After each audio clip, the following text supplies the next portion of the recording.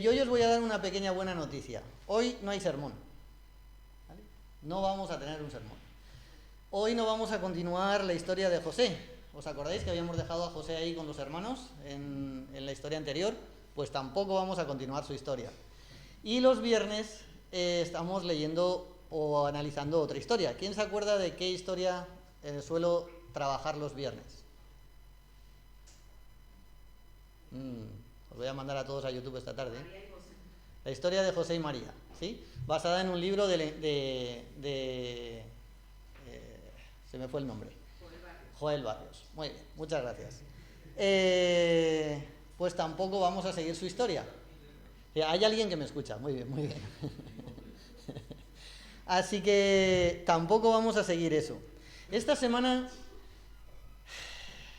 tengo que reconocer que yo estaba... no voy a preguntar cuántos estáis leyendo el libro de las 40 madrugadas todos los días. Maribel lo leyó de una, ya nos lo ha dicho antes. Yo hasta el capítulo 5 leí muy De seguido. seguido. Bien, pues yo tengo que reconocer que, o por excusa, o llamarlo como queráis, dije que cuando saliera el podcast. El problema es que salió el podcast y tampoco lo escuché. El problema es que pasaron los días y tampoco lo escuché. Y esta semana ya me enfadé conmigo mismo. En el grupo de Escuela Sabática estábamos hablando de la motivación. Hay veces que nos falta motivación y ponemos excusas para hacer otras cosas antes, ¿no? Y el método falla un poco. Así que esta semana el trabajo que estaba haciendo no era ni con lijadoras, ni con herramientas que no me permitieran escuchar. Y dije, no te queda otra, que lo vas a escuchar. Y me los escuché todos de un tiro. Lo bueno que tiene el podcast es que tú le das al número 1 y como no le des a parar, salta al 2, salta al 3, salta al 4, salta al 5... Y bueno, tengo que reconocer que tuve que parar en el segundo. Sí. Y me quedé escuchando el podcast. Dejé de trabajar y me quedé escuchando la historia. No sé quién no lo ha leído, pero a quien no lo haya leído o escuchado, os animo a que lo hagáis. De verdad que es conmovedor, vamos a dejarlo así. De acuerdo. Se une esas historias. No voy a hacer mucho spoiler del libro. Vamos a animar a que, si no queréis leerlo, que lo escuchéis. Además, mi grabación no me gusta, pero hay grabaciones muy buenas. Así que os felicito a los que habéis grabado, y tenéis una voz muy buena y que anima a seguir la historia. Así que también felicitar al montaje, que la verdad es que está muy bien. Y no sé quién lo ha escuchado, pero al final tenemos una voz que no sé de quién es. Estaría bueno descubrir quién es la voz que nos da las bendiciones para todo el resto del día al final del podcast. Bien, pues cuando íbamos por el capítulo 5, la verdad es que me junté con una pregunta anterior que me había hecho trabajando con alguien, que a veces vemos los milagros como muy lejanos. Vemos los milagros como eso pasaba en el Antiguo Testamento, eso pasaba en el pueblo de Israel, eso pasaba en no sé qué. O no, es que eso solo pasa en Sudamérica, ¿sí? O es que eso solo pasa en lugares pobres o en África, aquí eso no pasa. Y hay veces que cuando hablamos de creer, cuando hablamos de creer en Dios, cuando hablamos de confiar, a mí me cuesta encontrar la palabra en mi corazón. Así que hoy no va a haber un culto. Hoy va a haber me vais a permitir que haga una reflexión desde mi opinión. Hay veces que hablamos mucho de la teoría. No sabemos la historia de José y todos somos capaces de responder a mis preguntas cuando lo trato ese tema. Hablamos de su fe y hablamos de una palabra o una frase que sería la mano de Dios en la vida de José, ¿sí? Y todos estamos de acuerdo en eso, ¿sí o no? ¿Sí? Y lo ponemos como ejemplo, ¿sí o no? ¿Sí? Si nos fuéramos a la historia de Abraham nos pasaría lo mismo. Si nos vamos a la historia del nacimiento de Jesús, nos pasa lo mismo. Yo reconozco que leyendo este libro, ¿cuántas veces no habré escuchado la vida del nacimiento de Cristo? Pues llevo 40 y pico años en la iglesia, así que por lo menos en Navidades ha tocado un tema sobre ese tema. Así que lo he escuchado muchas veces. Y sin embargo, esta vez el libro lo plantea desde el punto de vista de María y plantea preguntas o argumentos que nos haríamos nosotros hoy en día y cómo yo lo aplicaría en mi vida. Si yo fuera José, ¿hubiera llegado hasta el establo? Yo no sé vosotros, pero yo lo tengo muy serias dudas. O sea, a mí me viene mi novia y me dice que está embarazada por el Espíritu Santo y vamos a ver si continuamos más. Bueno, a María, como comentamos el día aquel, a María se le apareció un ángel, o eso dice. Esa novia que me está contando esa historia, eso me está diciendo, que un ángel se lo ha dicho. Pero a José no se lo dijo un ángel. No se lo dijo un ángel. No. Esa fue una parte que me sorprendió. ¿Cómo se entera José? En un sueño. ¿No os ha pasado nunca de que habláis sobre un tema, habláis sobre algo y soñáis sobre eso? ¿Sí o no? Entonces, si nos ponemos en la situación de José, yo soy José. Mi novia me acaba de decir que está embarazada, vamos a dejarlo ahí, por no nombrar nada más. Pero yo sé que yo no he sido. Así que si está embarazada y yo no he sido, tenemos un problema. Pero por la noche, ella dice que ha hablado con un ángel, pero por la noche yo tengo un sueño. Yo no sé vosotros, pero yo sé mi respuesta a la mañana siguiente.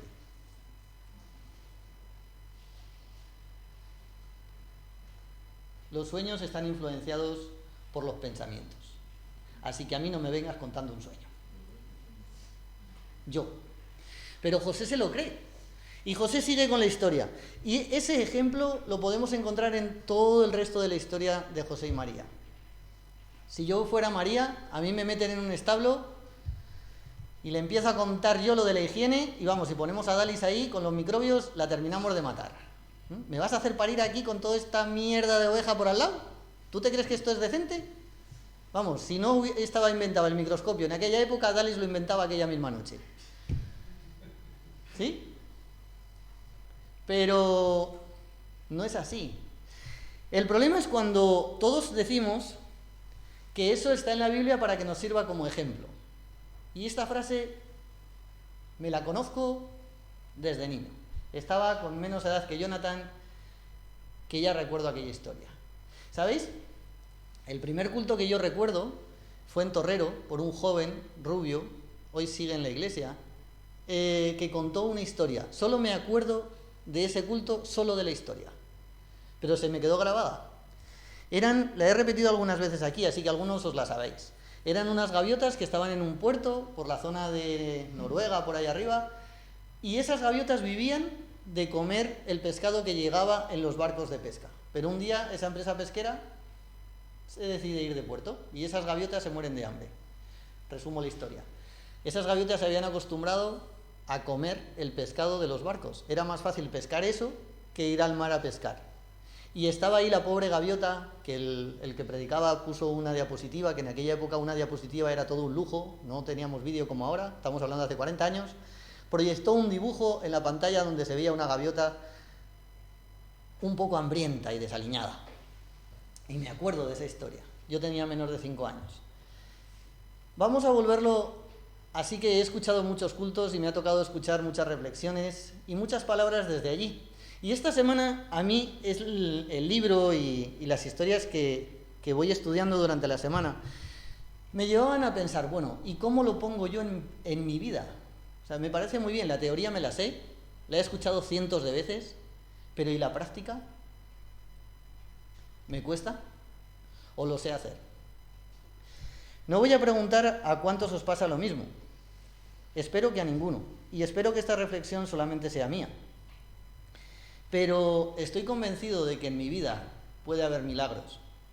Estoy convencido de que los ha habido y que yo a lo mejor no los he sabido valorar. Estoy convencido de que hay cosas que han ocurrido en mi vida que no le encuentro explicación. Y estoy convencido de que a veces esas cosas las usamos como excusa para apartarnos de Dios. Pero ¿realmente esa es nuestra función? ¿Es juzgar a Dios? ¿Es preguntarnos el por qué? ¿Eso es lo que en la Biblia nos dice? ¿Cuántos por qué se preguntó María? Hay un texto. que me gustaría que reflexionáramos hoy. María reflexionó, pensó, meditó y guardó todo en su corazón. Ese es el único reproche así limpio, blanquito que hace María a su historia. ¿Tenía motivos para quejarse María? O sea, ¿también me vienes diciendo que voy a ser la madre del Hijo de Dios? ¿Y nacemos así? Oye, pero el Hijo de Dios no tiene que nacer en un palacio. ¿No se merece algo mejor que esto? ¿Tú hasta cuándo? Mi marido no se termina de creer la historia y mírate a dónde terminamos creyendo. Pero, bueno, después les toca huir, ¿no? Y ser extranjeros en otro sitio. Pero vamos a dejar esa historia para otro día. Todos hemos visto o leemos esas historias y leemos esos momentos de milagros, pero lo vemos como lejano, o por lo menos eso es lo que a mí me ocurre. Lo veo como algo distante. Pero leyendo el libro de Pavel Gaya, yo hoy le quería preguntar a Sorín si se leía así, porque yo no sé, vuelvo a decir, los que hemos leído el libro, al pobre Ceausescu, cada uno que ha leído le ha puesto un nombre diferente. Claro, a veces las historias que contaban no eran muy buenas, así que mejor cambiarle el nombre. Pero el presidente de Rumanía era Ceausescu, ¿vale? Así que aquellos que no relacionen el presidente del libro con quién era este personaje, ¿sí? Así que yo hoy le quería preguntar a Sorín, pero no me ha dado tiempo de preguntar. Este pastor resulta que está vivo todavía y nos cuenta un montón de milagros en su vida. Y nos cuenta una de las historias. Dice que entró la policía militar de Rumanía, entró a la casa y su padre se dedicaba a traer Biblias de contrabando. Eso estaba prohibido. Mi primera pregunta, ¿como cristianos deberíamos hacer algo que está prohibido por la ley? Porque yo pondría una excusa muy rápida para no llevar Biblias a Rumanía estando prohibido. Está prohibido, no se puede. ¿No? Yo recordaba, ya os digo que hoy es más reflexivo que otra cosa y me vais a perdonar que hable demasiado de mí. Yo me acordaba de dos pastores que estábamos viviendo en la calle, mi madre se acordará, en la calle Almería, en la calle Málaga de Zaragoza. Yo tenía menos de 9 años y esos pastores venían de Rusia. Y mi madre cogía, les quitaba el cinturón, o le daban el cinturón a mi madre, y dentro del cinturón sacaban dinero. Y eso yo me acuerdo de verlo en mi casa. Y en el doble forro llevaban unas chaquetas, llevaban unos abrigos. En el doble forro mi madre les cosía una entretela escrita. ¿Sabéis lo que había escrito en esas entretelas? Pasajes de la Biblia. Eso se hacía en Zaragoza. Y esos pastores cogían el camino de vuelta otra vez y se volvían a la antigua Yugoslavia, a la antigua Rusia, y conseguían meter en su cinturón, en el doble forro, pasajes de la Biblia. Y me acuerdo una vez un pastor que se llamaba Dumetru, muy amable, que me contaba que había una señora muy mayor que se dedicaba a hacer lo mismo que mi madre, pero en Moscú. Coger el abrigo, volverlo a desmontar, quitar en la parte de la Biblia, meter el dinero de las ofrendas y diezmos de los hermanos de allá y volver a coserlo para volver otra vez a salir, ir a otra casa y hacerlo así. Eso lo he visto, eso ha pasado en mi casa. Pavel nos cuenta cómo su padre decidió meter dentro de Rumanía un cargamento de Biblias y en ese momento llega la policía. ¿Sabéis quién había denunciado? Un propio hermano de iglesia. ¿Hay alguna queja de ese hombre para denunciar al otro hermano? No se quejó, o por lo menos no lo dice. Lo único que se preocupan es de que la policía registra toda la casa y las Biblias no las encuentran y las tienen en el medio del salón. ¿Sí? Nos cuenta más historias y os animo, quien no lo haya leído, por favor, leerlo o escucharlo, merece la pena. Otra de las veces, no sé a cuántos os gustan las excursiones, pero a mí me gustan. Yo no sé cuántos habéis hecho alguna locura. A mí me ha tocado hacer alguna, porque me ha dado la gana. Y aquí nos cuenta que estos dos chicos, Pavel y su amigo, deciden subir una montaña por un risco, llevando la contraria a todos. Y el jefe del grupo les dice, no os vayáis por ahí, seguir por el camino como todos. Pero estos dos pues hacen lo que les da la gana. No conocemos a nadie que se comporte así, ¿verdad? Yo tampoco.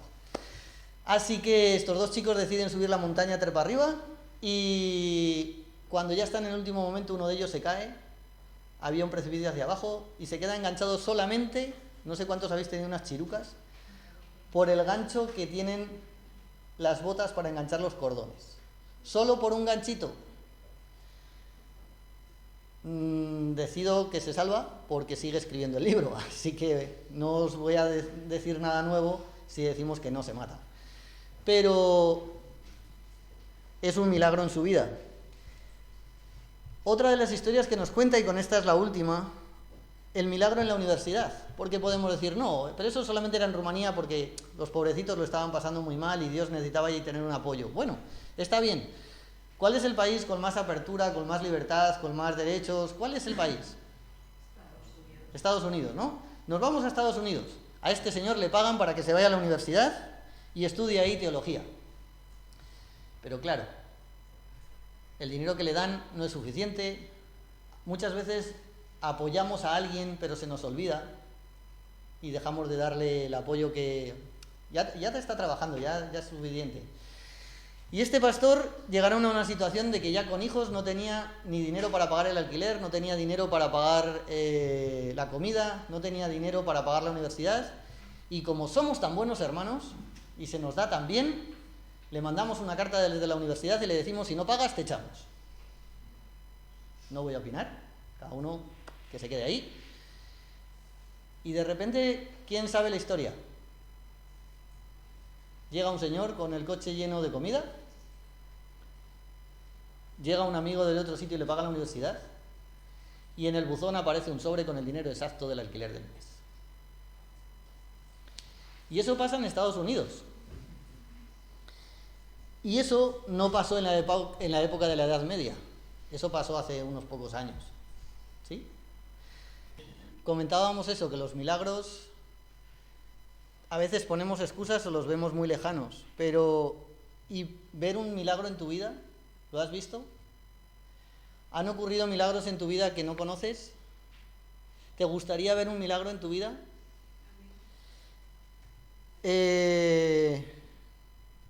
Cada día estoy más convencido de que si no tenemos un milagro en nuestra vida es porque o no lo necesitamos o no estamos preparados para recibirlo. Yo no sé a cuántos os ha pasado, pero hay veces que pedimos cosas que no estamos preparadas para recibir. Yo no sé cuántos habéis visto a un niño, por ejemplo, pidiendo un teléfono móvil con 9 años. Hay gente que no debería tener un teléfono móvil ni con 40, porque no están preparados para ello. Hay gente que pide un pastel y no están preparados para recibirlo, porque tienen diabetes. ¿Sí? Y yo creo que a veces con Dios hacemos lo mismo.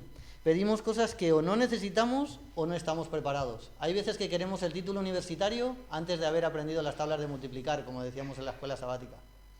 ¿Sí? Y eso es un problema. Ayer Gabriel nos daba una meditación. Esta semana os habéis puesto todos ¿de acuerdo? En darme. Así que Gabriel le dio la guinda al pastel anoche.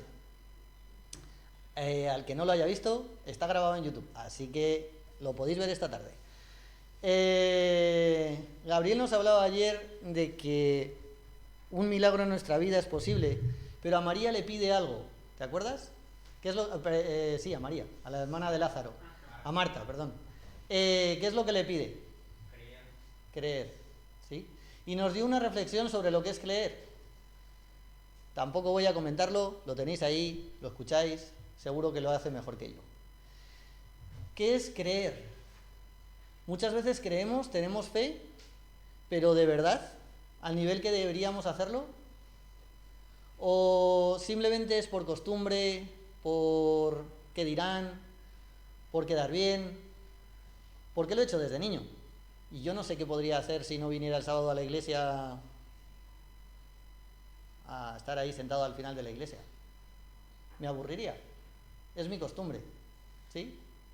Así que lo he hecho desde siempre y realmente lo siento en mi corazón, ¿Realmente entiendo cuál debe de ser mi función y mi misión? Llevamos todo el trimestre hablando de esto. Llevamos todo el trimestre hablando sobre la misión y sobre cómo debemos de relacionarnos con Dios. Y realmente lo he aprendido a hacer en mis 40 años. Como Gabriel nos comentaba, para creer hace falta conocer. Y para conocer hace falta tener una relación. ¿La tengo? Hay veces que nos puede parecer absurdo, podemos encontrar 50 excusas para no hacer la escuela sabática. Y me parece genial. Yo las uso todos los días. Porque las uso las excusas para no hacerlo casi todos los días. Eso sí, el viernes ya a última hora le damos un repaso. Y el sábado por la mañana, por si acaso escuchamos la de Bullón, que la hace mejor que yo.